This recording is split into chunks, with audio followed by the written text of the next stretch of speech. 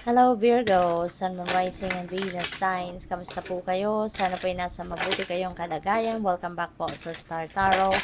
Kung bago kayo rito, welcome din po kayo. And please subscribe, like, share my videos po. And leave me a comment kung nakaresonate po kayo. Maraming salamat.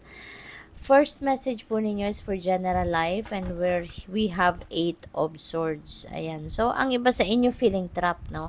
Meron kayong mga gustong gawin siguro, pero hindi ninyo to nagagawa, no?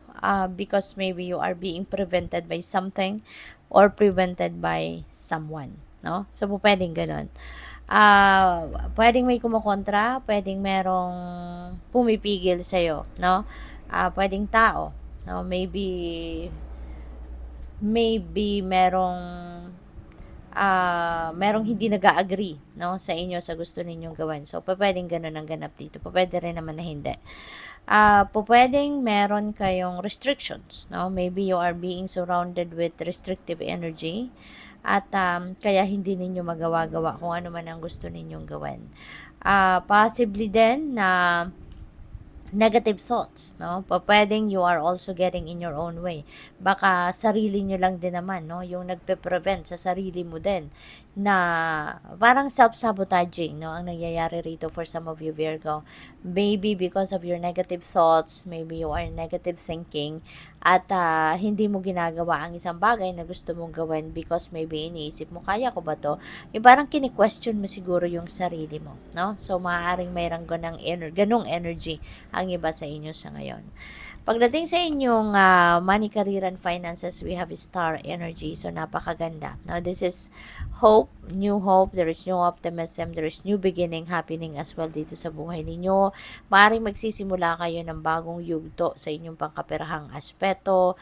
There could be improvement, no, na gagawin kayo ngayon para mas maging maluwag yung inflow of money ninyo, yung ganon.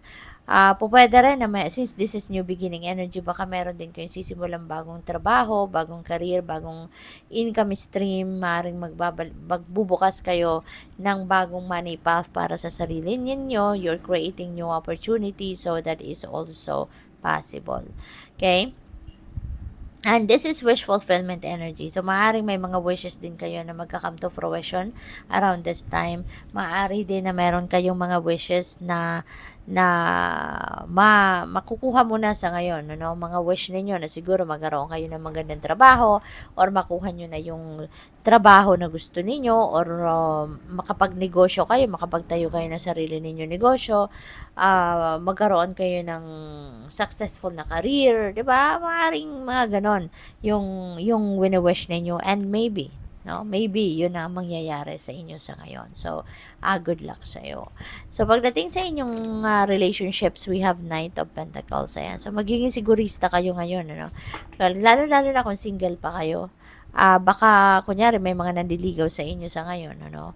Hindi kayo basta-bastang papasok, no, sa isang romantic relationship na hindi talaga ninyo gusto yung tao. Hindi kayo dito basta-basta makikipag-commit with someone na hindi kayo sigurado sa nararamdaman ninyo at hindi kayo sigurado doon sa tao mismo, no? Pwede rin na ang iba sa inyo rito siguro kung kunyari bilang siguro merong nanliligaw sa inyo, or pwede rin na jowa nyo na to, baka yung person mo na to. This could be someone na napakaganda maging kapartner kasi grounded siya, hindi siya basta-bastang nawiwindang sa mga problema, hindi siya masyadong natotorete, yung ganun kapag may mga problema. So, very grounded ang taong ito. Very reliable, maaasahan mo din. And ang importante dito, committed ito sa'yo, no? Very committed ito sa'yo. At iniisip niya yung ikakabuti ng inyong relationship, ikakaganda ng ninyong dalawa, yung ganun. Kaya, you are blessed, no? To have a person like this. So, tignan natin kung ano pa yung mensahe para sa inyo, Virgo.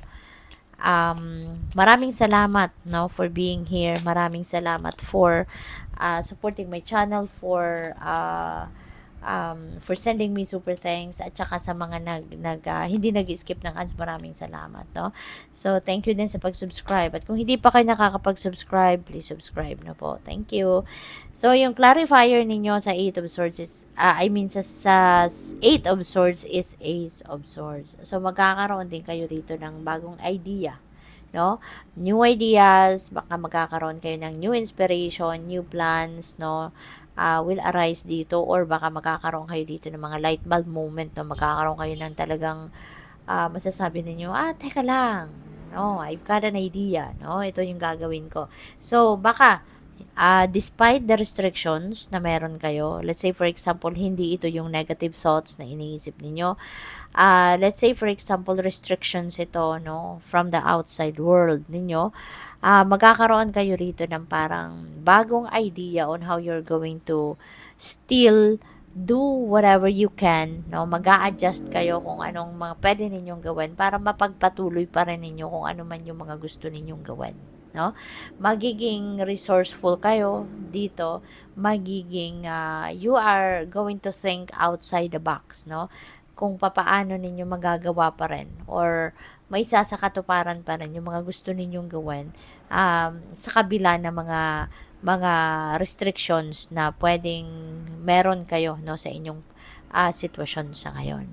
And with the star energy, we have Four of Pentacles. Ayan. So, parang reminder ito sa inyo to take control of your money, take control of your resources, manage your money wisely, and manage your resources wisely. Okay? So, kailangan na maging magaling kayo, matuto kayong magkaroon ng financial discipline, matuto kayo kung paano ninyo i-manage ng mas maayos ang inyong kaperahan, ang inyong trabaho, ang inyong source of income. Okay? With the Knight of Pentacles, we have Magician. Ayan. So, marami siguro kayong naiisip ngayong gawin, sa inyong relasyon, para na mas maging maganda, mas maging successful, mas maging loving and harmonious ang inyong relationship. So you are going to to take an extra effort, no, para ma-maintain ninyo yung fire, no, sa inyong relationship, ang passion, no, with your person, ang passion ninyo for each other sa inyong relationship. So tignan natin kung ano yung inyong final message, no, Virgo. Final message po ninyo, rebirth. Ayan. So, no matter what happens, you can find new wings. Rise from the past and accept the positive change that is coming. So, you're giving birth, no? You're giving birth to a new situation sa buhay ninyo. Merong mga sitwasyon dito na babaguhin ninyo, no? So, babaguhin ninyo for the better. Parang there will be a transition happening dito sa iba't ibang parte ng buhay ninyo, depende sa inyong sitwasyon. But ito yung pinaplano ninyong gawin, no? Ito yung gusto ninyong mangyari, and maybe you're going to take action. Parang bihisan na, no, mabigyan ninyo ng bagong bihis ang ibang parte ng buhay ninyo for the better. Okay? So, good luck po. Thank you for watching. Love and light. Namaste.